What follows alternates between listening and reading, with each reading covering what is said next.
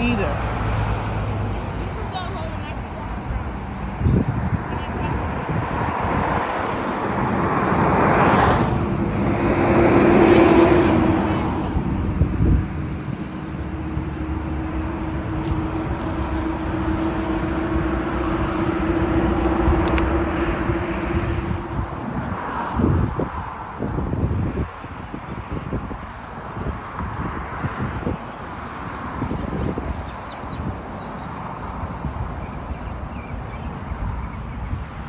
I ain't gonna get too close because I ain't trying to get shot.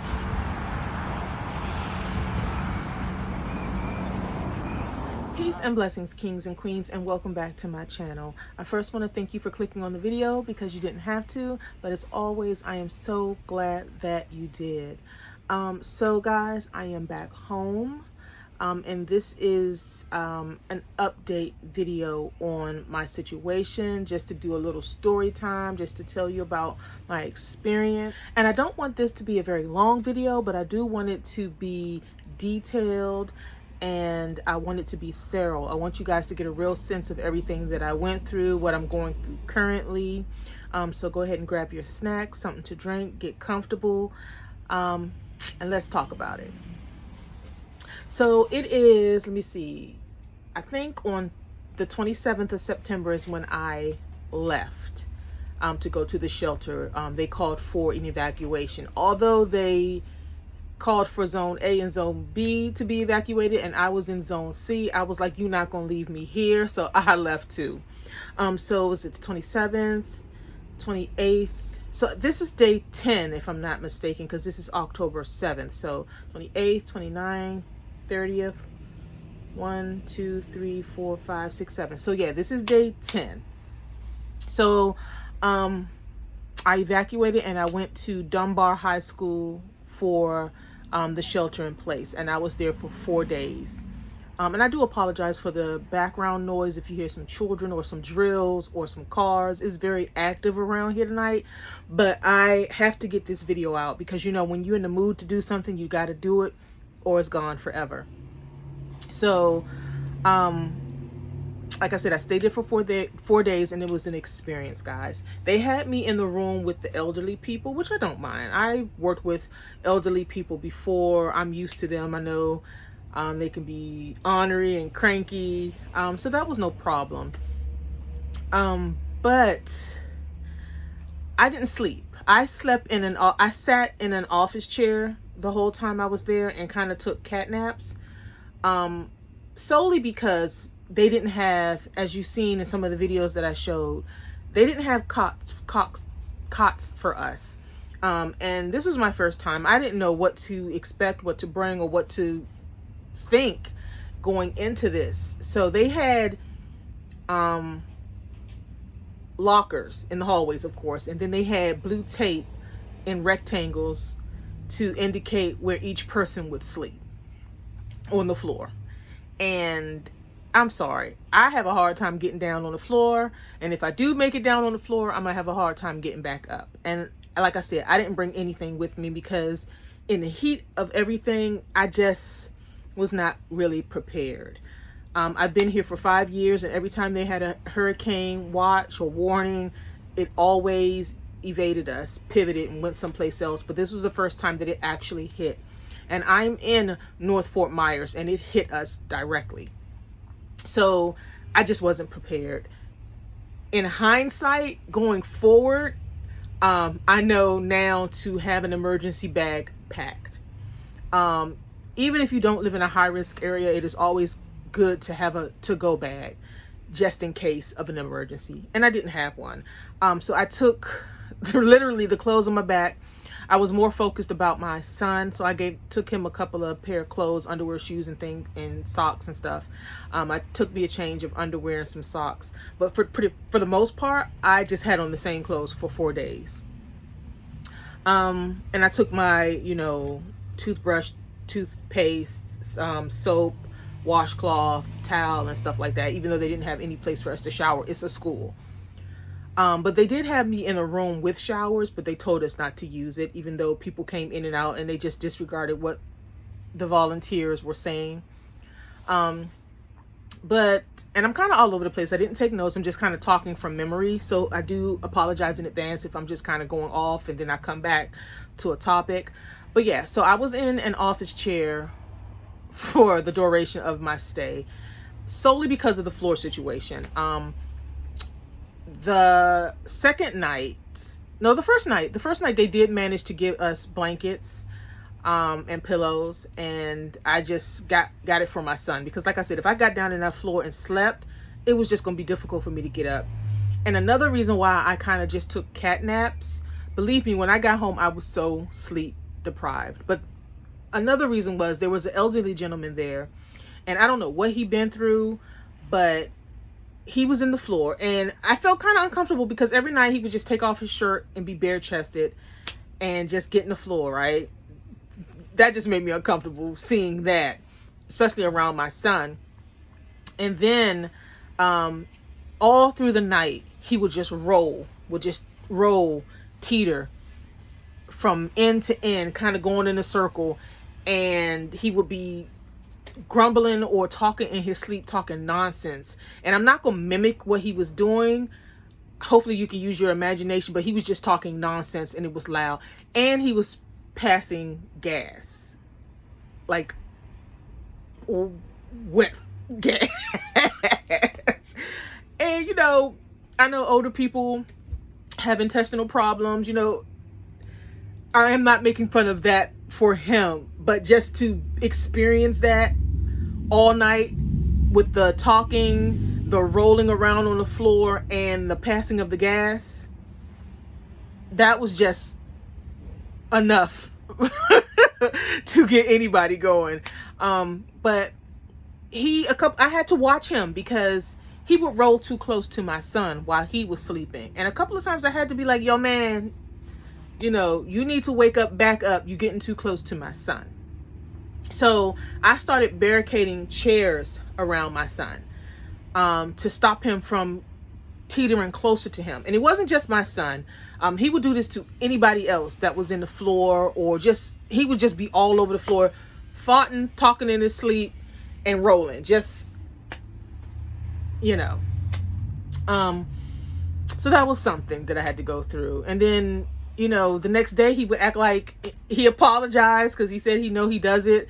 And then he would just act like ain't nothing happened. And then nighttime comes, like he a werewolf. And he would turn into this rolling, farting thing. But I did feel bad because the elderly people didn't have any place to sleep. You can't put 80-something-year-old people on the floor without a mat or anything.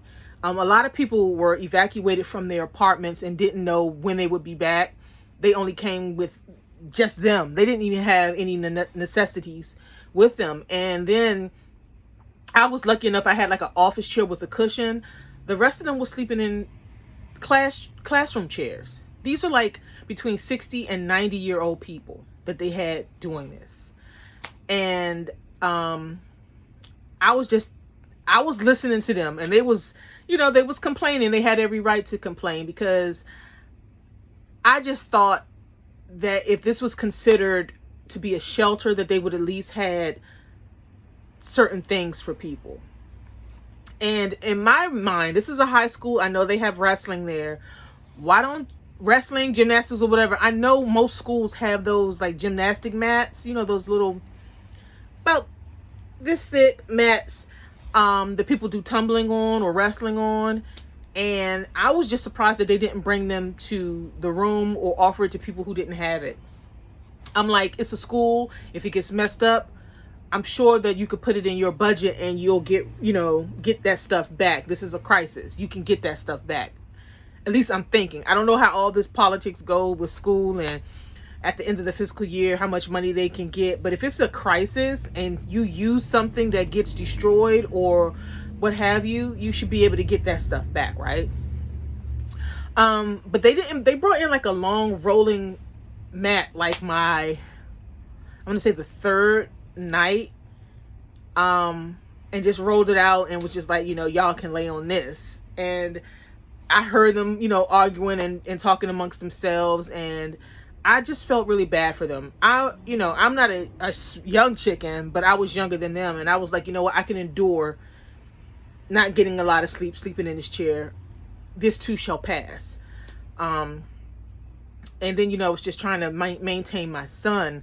And if you guys don't know, he is autistic. So a lot of stress that he couldn't verbalize. And a lot of people commended me because, I tried to keep him as busy as I possibly could. He did some outbursts, and he was very, very, very, trying to say, not talkative, but making a lot of noise. I know somebody asked in one of my videos that it was like, is it a child locked in the locker? No, that was my son. And he was in a stressful situation, and that's how he dealt with it. So a lot of them commended me for just being a mother. That's just what a mother does. Any good mother, you're there for your child. Even though we didn't have the internet, because like the first night we got there on the 27th, the power went out and we were solely on your generator. So very minimum power. No internet, of course. I stayed, and I was in a good spot because I was by the window. So I stayed by the window trying to hold my phone up to get signal, and it barely came. I believe we lost 2 cell towers. So that was one of the reasons why, and still currently, I'm unable to really get a lot of access to the internet on my cell phone using my data. So yeah, I think the second night or the third night, and I know I'm going to be kind of all of, not really remembering everything detailed, but I'm just kind of giving you guys of what took place. T-Mobile, thank God, T-Mobile support came in with 3 trucks, a generator.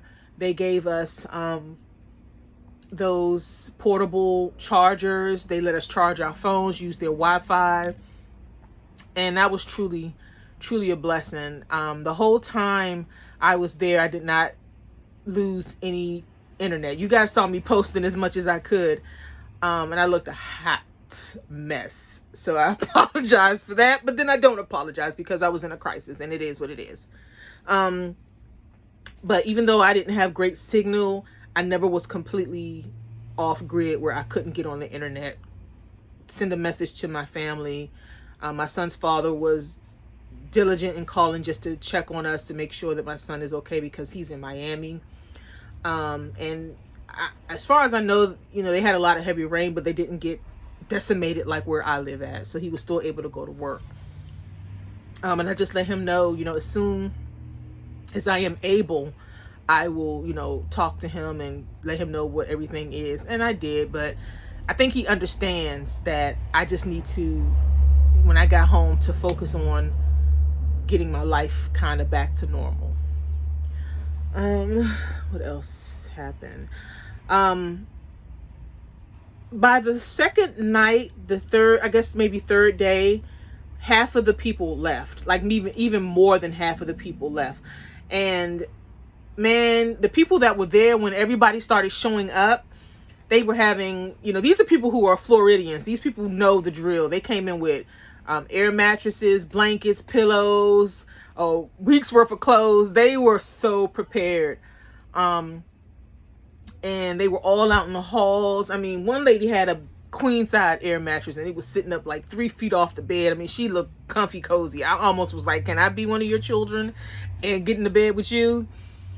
But yeah, by the third day, more than half of everyone left.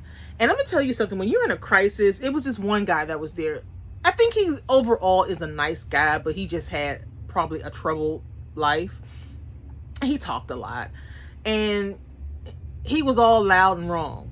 We were pretty much blacked out. People from other states knew more about what was going on than what we did. And all he was saying was, oh yeah, that place is wiped out. This place, oh yeah, it's flooded, it's gone. And North Fort Myers, oh yeah, the bridge, everything's gone. I mean, he was loud and wrong. And he had a very, very aggressive personality, the type of person that he likes to argue. I think the situation was, he didn't know how to deal with the situation. He's probably used to always being in charge, and probably was a little bit of a bully, because he was just walking around like a peacock, like he just owned the place. And like I said, a nice guy. He offered my child snacks and everything, but he just was loud and wrong. And I think some people in that situation, that's just how they respond to a situation. You know, talking about, yeah, FEMA's going to come in and FEMA's going to be save the day. I'm going to get to FEMA. But yeah, FEMA's going to swoop in and save the day, and yeah, gave somebody I knew $80,000 and moved them and all that stuff. I know nothing about FEMA. I know that when Hurricane Katrina came, how I was living in DC at the time, they brought a whole bunch of refugees up to the Stadium Armory, and, you know, gave them like trailers and everything like that. And then they placed them in different permanent homes. So that's all I really knew about FEMA. So by the third night and the fourth day, it was pretty much a ghost town. And I honestly think it was just the elderly people that I was with, because they all came from one apartment building. And then it was another autistic family that on the third night, they moved me into the room with them, with the other autistic family. And truly, it was a better situation overall. I still didn't sleep, because I only had enough bedding for my son, and I just kind of kept the same routine. I found me a comfy chair, and that's just where I hung out. But yeah, I think by the end of my stay, it was pretty much just the elderly people that were in the room with me, and then the rest of them were homeless people. It was a homeless shelter nearby, and I just think they evacuated the homeless shelter and sent them to the school. It was folks in there, you know, as much as I tried to ignore it, I knew they were in there doing drugs. I knew they were drinking, smoking in the bathroom. I smelt it. And the principal of the school, I believe, just got really frustrated. And I think he was just ready for everybody to go. So by the third day, they had moved everybody from out of the hallways to the gym. Now, the gym has that linoleum type tile floor, so you know how hard the gym floor is. So they moved people there. And like I said, most of the people that were left were people who were homeless, so they didn't have air or blow up mattresses. So these people were pretty much sleeping on the blankets that they had, or no blankets at all. Some people were lucky enough that second night got blankets from the people who were passing them out, but they had them all in the gym. And their reasoning for doing that was, they said, because of the bathroom. The bathrooms were becoming, getting messed up because there was no electric and we were on a generator. It was difficult to flush, and people were doing, you know, using the bathroom, relieving themselves. Number one. Number two, some people were throwing up. It was just a mess. So they decided to shut down the bathrooms and move everybody to the gym, except for the elderly people and the people who had special needs. And I was thankful that the bathroom in the elderly room where I was at first, you know, they had a bathroom in there, but same thing, you could not you know, couldn't flush it. So they brought in this big bucket of water and was like, you guys know old school, if you take a bucket of water, pour it in the toilet, it'll flush it. So that's pretty much what we had to do. And then they brought in about 20 outhouses that was maybe about 50 feet from the school to do number two. That's what they said. If you got to do number two, don't do it in the bathroom. Go out to these outhouses. I did go to the outhouses during the day, but I'm like, at night, if I had to do number two, we were just gonna do it in the bathroom, and it is what it is. Cause who's gonna walk? And it was pitch black outside. I'm not walking across no quad to get to no bathroom, and I don't think anybody really did that. You know, they had us on a curfew from like 9 to 7 a.m. quiet time, but there were people walking around and roaming and all types of stuff. Towards the end, there was a nurse. I forgot what I do remember her name. I'm not going to say her name, but she was telling me that a truck brought by some military rations. You know, the kind of rations. I have a box, and I've never had them before. I am going to do a video on how to prepare them, because you don't need any heat. It's supposed to be like self-preparing. Those military rations. And I heard that they brought in like a whole, you know, pallet of those, and the principal kept it for the administrative staff.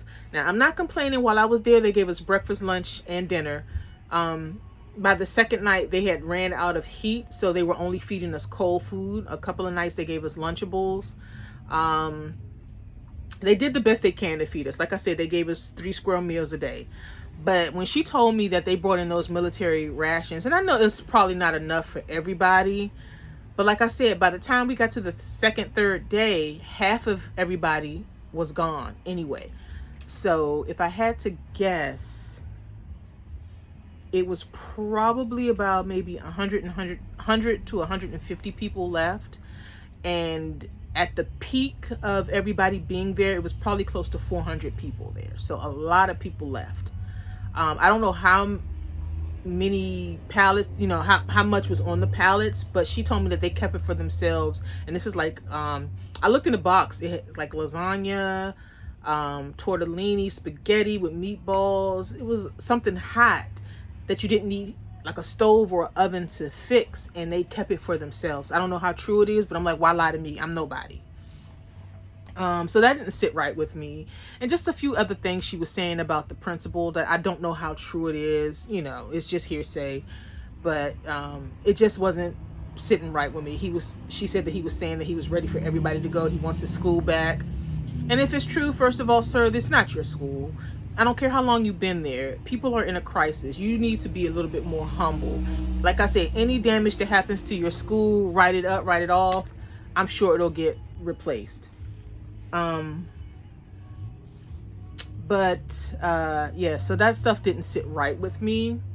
And she was like, she's going to call the news. She was saying all this stuff. And I'm just like, you know, I took it with a grain of salt, but it still just made me feel sad if that really was what's going on. We were not allowed on the second floor because that's where they kept the volunteer staff. And I heard that it was a radio station there, Wink radio station, that was broadcasting from the second floor. I don't know how true any of that is because we were not allowed on the second floor. They had the second floor blocked off. I do feel towards the end of my stay, we were being treated more like prisoners instead of people who were in the middle of a crisis. It just started feeling that way, like a prison. People were out in the yard, you know, getting their exercise in the yard, and then just kind of on lockdown, and then just the quality of everything started going downhill. And like I said, we knew nothing about anything, and just so happened I met a police officer there, and she's a very sweet woman, and she connected me to her parents. And she was telling me, you know, I told her where I live. She was like, oh no, the bridge 41, that's clear. It doesn't look like anything is really, you know, everything is cleared up. The flood or whatever is gone. You can't even really tell that it flooded around there. And her parents were kind enough to drive past where I live at. They didn't know what trailer it was, so they just kind of took pictures of everything, and then they showed it to me. And then I pointed out what trailer was mine, and then they went back and actually took pictures of my trailer. And then the room that I was in with the other family with the autistic child, they went out and they took pictures of where I lived at too. And that gave me the confidence to leave on the 4th day. Like I said, I didn't know what to expect. But when I looked at the pictures, I was like, you know what? I'm just going to leave it up to God and then just go.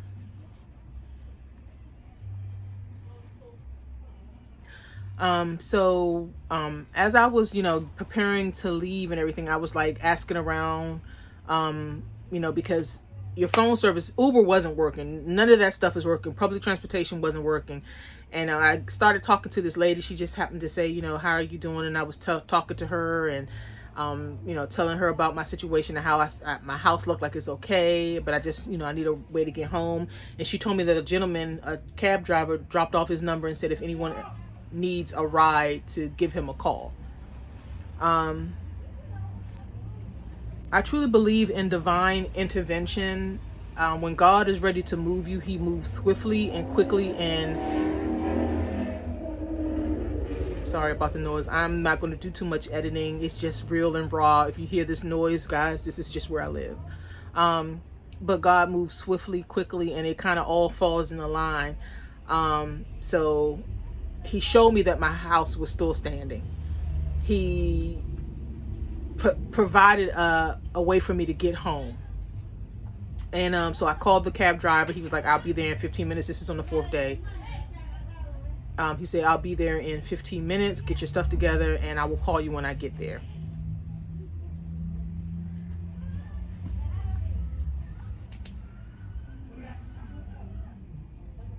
Oh, and just for those of you wondering about what happened to my cat, I didn't know if the shelter was going to allow pets or not until I got there and I saw that there was pets allowed to be there if you had them in a crate or something like that. But I had a neighbor that was actually staying. I don't know why, but I had a lot of my neighbors stayed. So I asked if they would watch my cat, and they did. And when I got to the shelter and realized I could have brought him, I wasn't going to go back to my house. I just called them, let them know that I was there, and tried to keep in contact with them as much as I could. So that's where my baby boy was.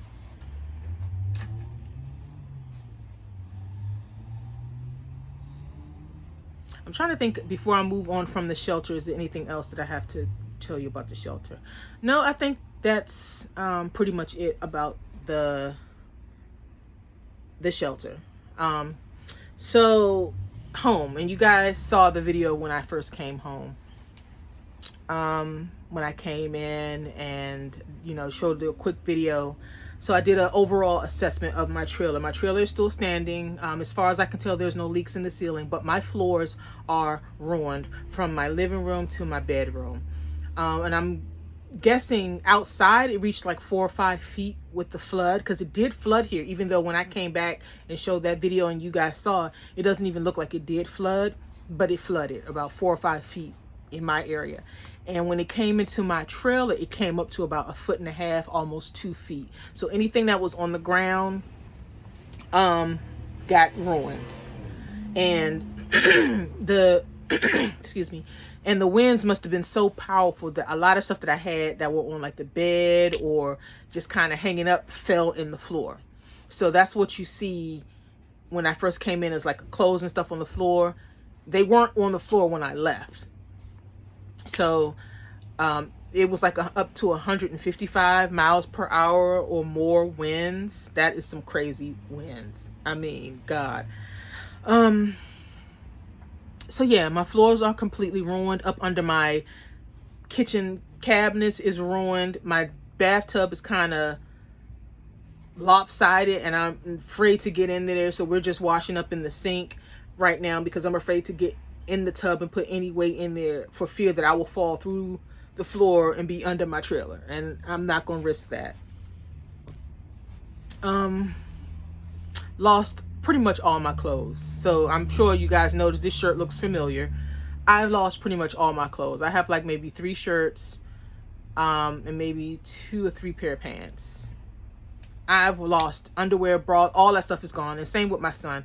My son has probably about a week's worth of clothes. So when school starts up, school has been out for almost 3 weeks.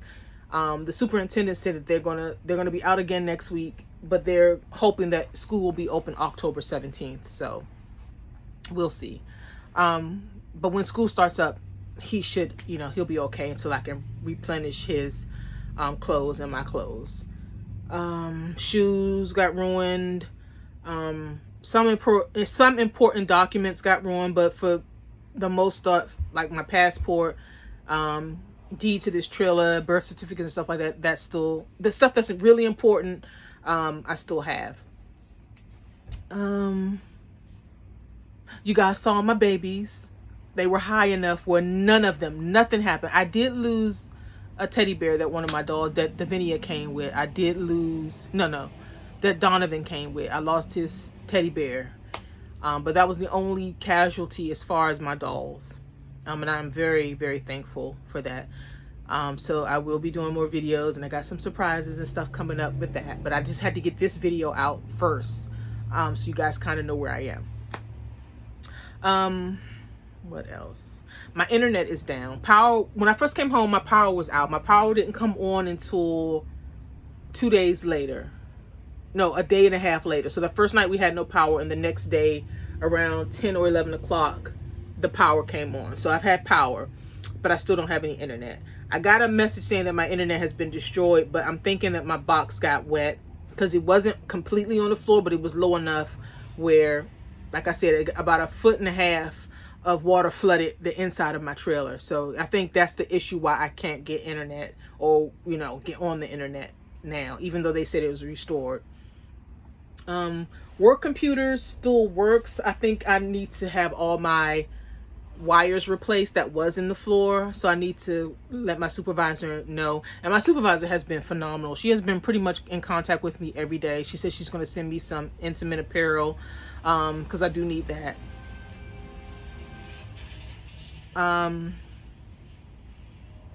And they have still continued to pay us, even though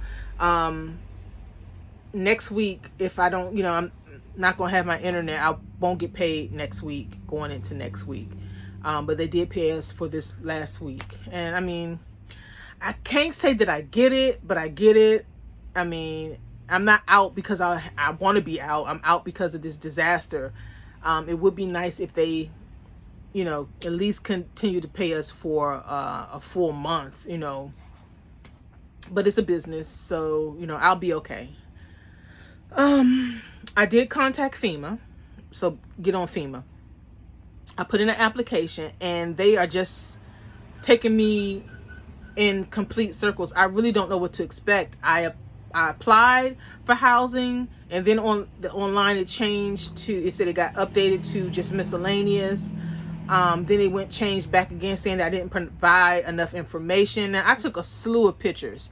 I thought they were supposed to be sending out an inspector, getting in contact with me with something, but I have not heard from them. And when you call the FEMA line, you got a 200 minute wait time.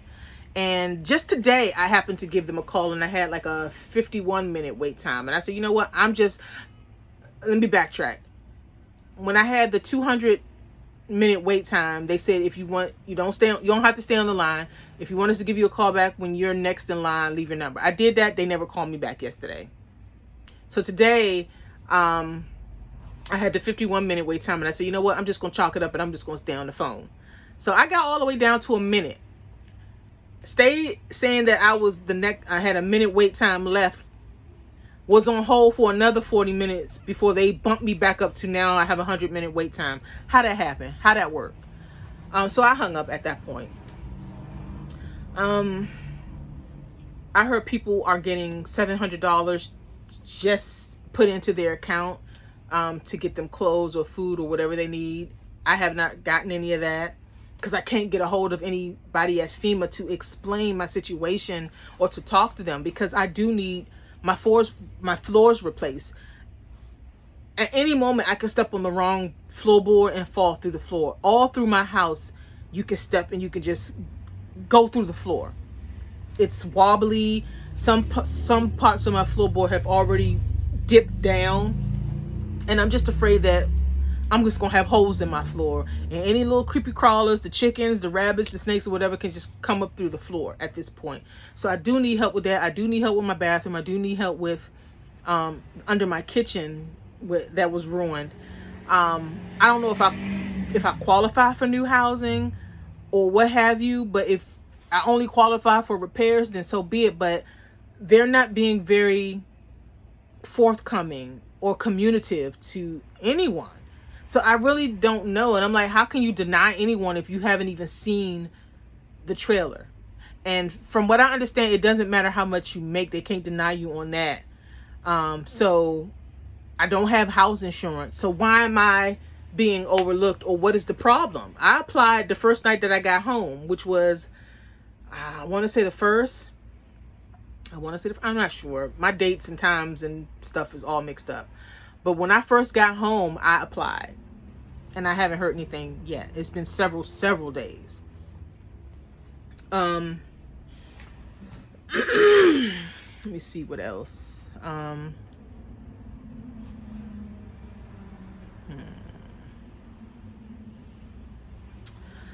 think that's covering it. A coworker who lives about 10 minutes away from me has been so kind to me. She's brought me water, snacks, food. She knows I'm a single mom here with nobody. I have nobody here in Florida with me. And she and her family has just been so wonderful to me. So I have plenty of water. I have those military rations. I have the snacks. We're good on that front. All things considering, I am truly blessed. Like I said, all things through Christ. I left it in his hands. I didn't know what I was going to come back to. And I'm so blessed that my little trailer, this is probably one of the smallest ones around here, is still standing.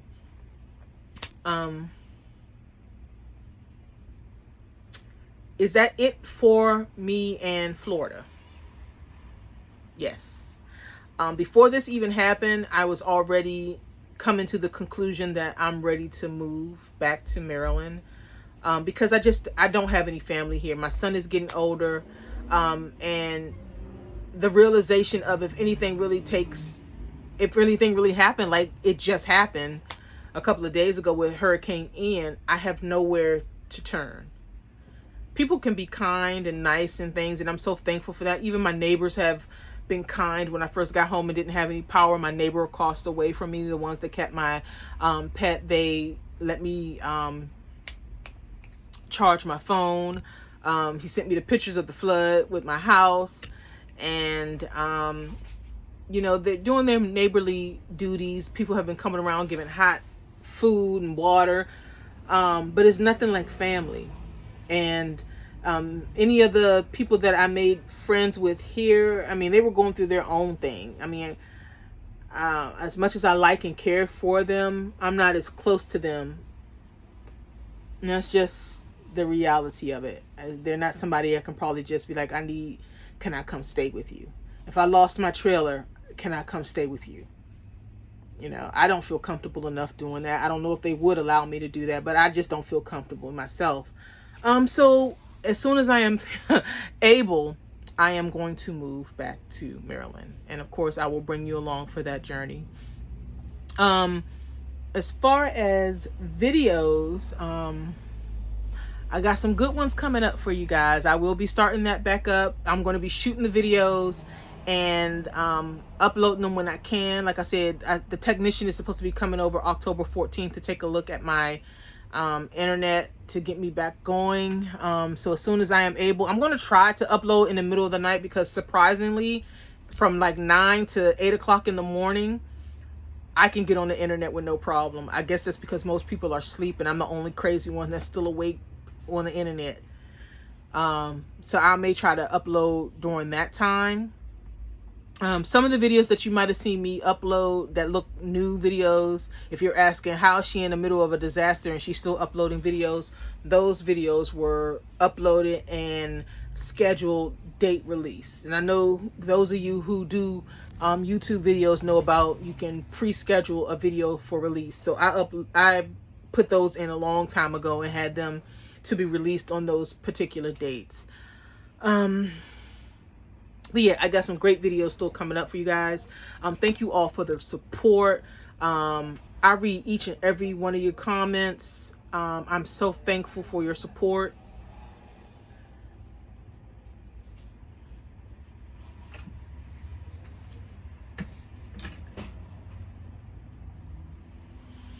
And I try to comment on as many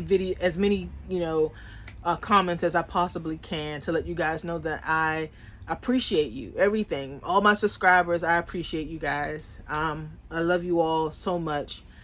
Tuning into my little channel. I'm a nobody, and you guys give me life. I just needed an outlet for some of the stuff that I was going through and some of the things that I'm into, and this just allowed me to do it. So I'm trying to think did I go over everything? I think I did. If I've missed something or you guys have any questions, let me know down in the comments and I will answer them as best I can, or do a follow-up video if I think that I've missed something. But I think I went over everything.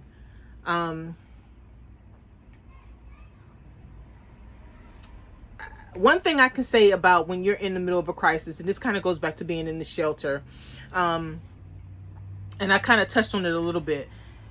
People you know, you're kind of just living off rumors. Like when I was in there, everybody was just speculating, and speculation and rumors, you know, causes anxiety. You know, sometimes, you know, just be still and let God, you know. I don't know how many people have faith, or, you know, is faith no longer popular? I don't know. But you can't lose faith and believe that